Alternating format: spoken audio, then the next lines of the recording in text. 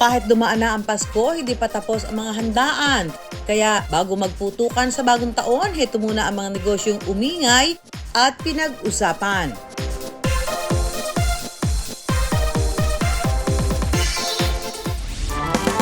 Sa lutong pa lang, matatakam ka na. Sabayan mo pa ng sukang sausawan. Abay panalo sa panlasang Pinoy. Kaya naman ang dating janitor noon, successful negosyante na ngayon.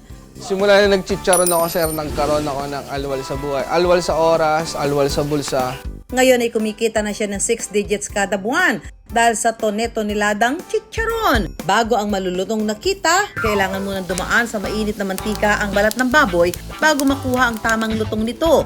Ganito rin maihahalin tulad ni Wyatt Nobleza ang kanyang pinagdaanan sa buhay bago niya nakamit ang pinapangarap na pag-asenso. Iba't ibang trabaho ang sinubukan niya, kabilang na rito ang pagiging janitor sa airport. Mahirap maging employee, sir. Isang kahit santo ka, hindi pa dumadating yung sahod mo, ubus na. 7,000 piso ang naging puhunan ni Wyatt nang magsimula. 10 kilo every 3 days. Binibilad ko pa nun. Pinapaarawan ko para ma-dehydrate. Mga 3 days lalabas yung output niya. Kikita ako sa mga 1 to 1.5. Pinaikot daw niya ang kanyang bawat kita hanggang sa lalo pa itong lumago. Mula sa 10 kilong balat ng baboy, nakauubos na sila ng tone-tonelada nito kada linggo. Sa dami, banye-banyera ang kailangan nilang iluto. Inantala ang tawag sa baboy na minsan palang ipiniprito sa mantika. Makalipas ang 2 araw, bubusahin o pipirituhin ito muli para mas lumobo at lumutong ang chicharon. Hindi pwede yung half part lang ng balat is yung maluluto. So, kailangan balanse.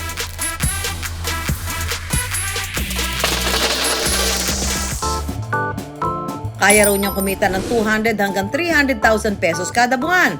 I'm very grateful kasi meron tayong savings, meron tayong insurance. Nakapag-drive na ako ng sarili kong sasakyan. Meron na akong home na masasabing magandang bahay talaga. Appetizer pa lang yan, ha? Dahil ang susunod nating putahe, tiyak rorolyo kayo sa lutong at sarap. Malutong, juicy at yummy na lechon belly. Maniniwala ba kayong inumpisahan daw ni Mark ang lechon rolls business na ito nang walang inilabas na puhunan? Nung una, nakikiluto lang si Mark ng mga order sa lutuan ng kanyang bayaw. Si Mark na rin daw ang nagde-deliver noon para mas makatipid. Perfect daw ang napili niyang negosyo dahil present ang lechon sa kahit anong okasyon.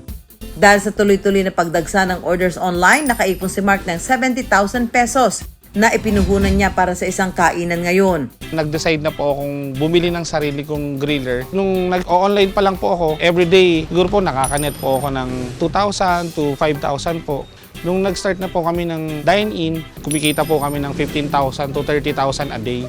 Nasa 1,800 hanggang 5,400 pesos ang benta ni Mark sa kanyang lechon belly rolls. May mini roll, small, medium, large, at party-sized lechon belly. Dahil sa pagsisikap ni Mark, meron na siyang sasakyan, 2 iba pang negosyo, at naipagawa na rin niya ang bahay ng kanyang magulang. At pursigido raw siya sa lahat ng mga ginagawa niya ngayon para sa early retirement nilang mag-asawa. Siguro dapat kami mag-asawa nasa 45 to 50 years old. Nasa probinsya na lang kami para po mas ma-enjoy namin yung pagtanda namin. Susunod sa Pera Paraan. Malutong na balat, malambot na laman, at nanunuot na linamnam sa bawat kagat. Yan ang crispy pata at crispy ulo na pinagkakaguluhan sa Valenzuela City. Abangan mamaya! May natatanging talento, what if gawin niyang negosyo?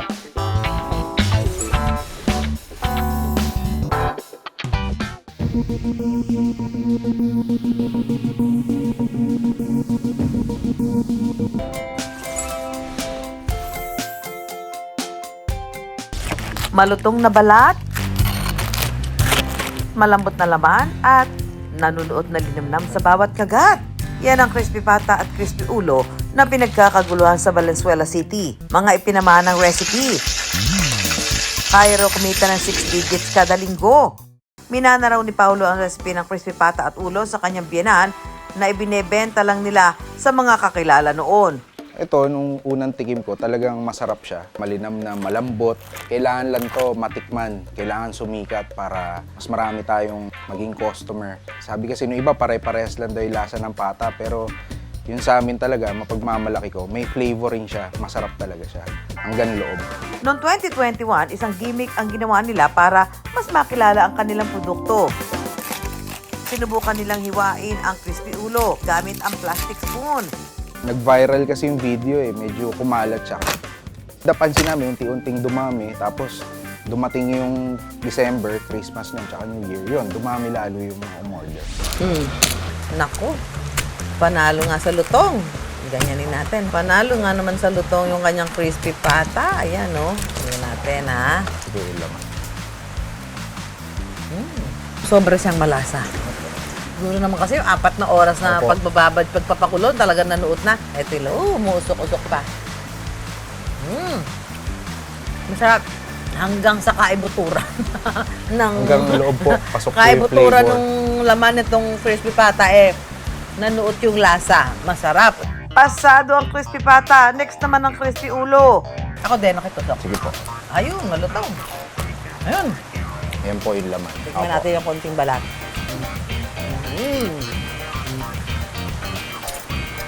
Puro-puro. Matakam kayo sa tunog na ito. Naririnig niyo ba yan? Lumabog ang kutsara. Ayun. Ayun. Ayun. Ayun. Tignan natin ang laman. Ayun ang laman. Ang haba. I-strips na po. Sa sobrang lambot. Opo. At least hindi siya naghihiwa-hiwalay. Opo, yun po sa tulong po nung katsa. Katsa. Para akong kumakain ng lechon. Oo, para po. Ang sarap, ang lutong, malasap. Yung balat niya, malutong. Hindi siya masyado maalat. Kwento ni Paolo, umaabot daw ng 100 kilo ng pata at ulo ng baboy ang naibebenta nila kada araw. Pwede mag-walk-in mismo sa kanilang bahay para bumili ng kanilang produkto. Pero karamihan daw sa orders nila ay online delivery. Tiyaga lang talaga. So, dapat malakas lang din talaga yung loob mo.